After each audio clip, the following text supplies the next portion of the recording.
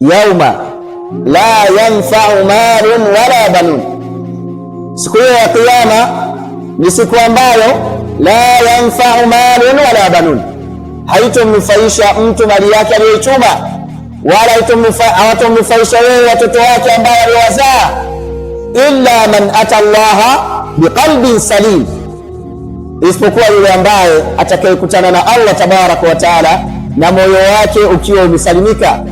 Salima minash shahawat, salima minash shubuhat, moyo ambao umesalimika kutokamana na matamanio, moyo ambao umesalimika kutokamana na yale yote ambayo yenyekwenda kinyume na sheria ya Allah tabaraka wa taala.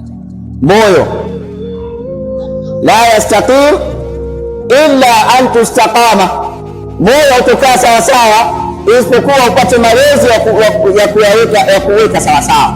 Ndio maana wema waliotangulia, kullama yurshidu nafsa, kila anapokaa na kuiongoza niongeza nafsi yake. Ya nafsi tubi fa inna almauta kad hana wa'si alhawa fa inna alhawa ma zala fatana. Nafsi yangu rejea kwa Allah, nafsi yangu elekea kwenye yale maelekezo ya Allah tabaraka wa taala, nafsi yangu yaelekee mafundisho ya Uislamu, wa'si alhawa, kisha nenda kinyume na matamanio yako. Ile nafsi yako, mama yangu, dada yangu, tunataka kufaulu mbele ya Allah tabaraka wa taala, ni lazima tushikamane na jambo la kulea nafsi zetu.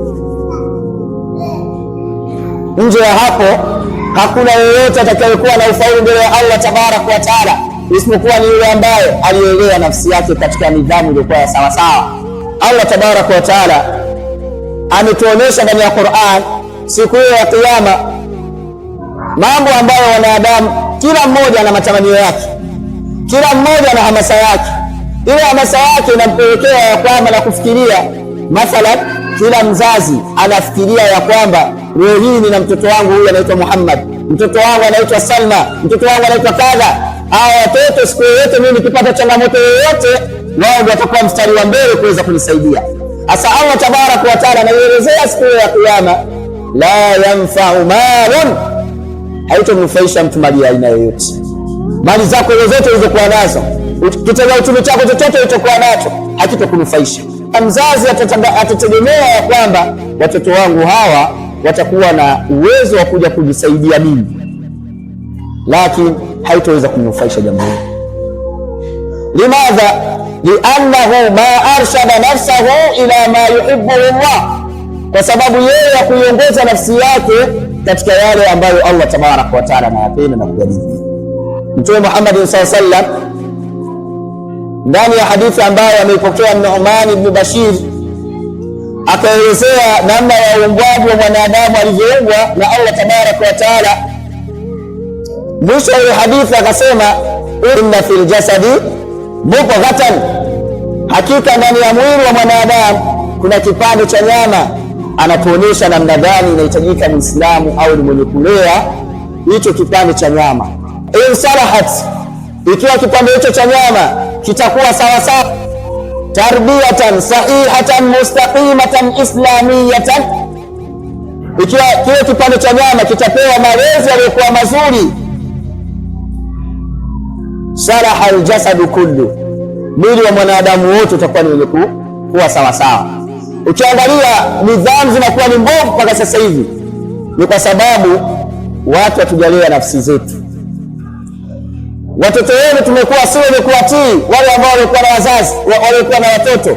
Sisi watoto wetu tumekuwa si wenye kuwatii au si wenye kutiiwa wazazi na watoto wao. Ni kwa sababu gani? Hawa watoto wamelelewa, lakini malezi yao waliyopata ni malezi ya mwili, lakini moyo haujalelewa kulingamana na yale ili kuwaongoza kwenye kumtii Allah tabaraka wa taala.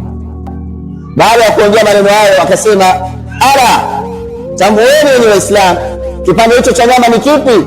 Wal qalbu, kipande hicho cha nyama ni moyo wa mwanadamu. Bi maana moyo wa mwanadamu utapewa malezi ya namna mbili.